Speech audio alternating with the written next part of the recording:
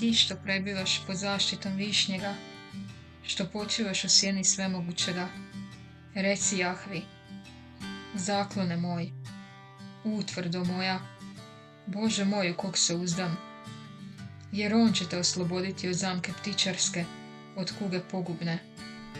Svojim će te krilima zaštititi i pod njegova ćeš se krila skloniti. Vjernost je njegova štit i obrana.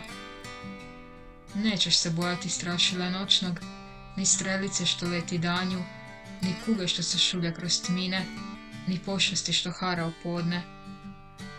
Pa nek padaju tisuće kraj tebe, deseci tisuća s desne tvoje, tebi se neće primaći. Tek što okom pogledaš, već ćeš vidjeti plaću grešnika. Jer Jahve je zaklon tvoj, Višnjega odabra sebi za okrilje. Neće te snaći nesreća, nevolja se neće prikućiti šatoru tvojemu. Jer anđelima svojim zapovjedi da te čuvaju na svim putima tvojim. Na rukama će te nositi da se ne spotakneš o kamen. Nogom ćeš gaziti lava i ljuticu, zgazit ćeš lavića i zmiju.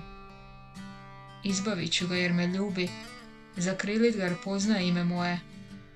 Zazvaće me, a ja ću ga uslišiti, s njim ću biti u nevolji, spasit ću ga i proslaviti.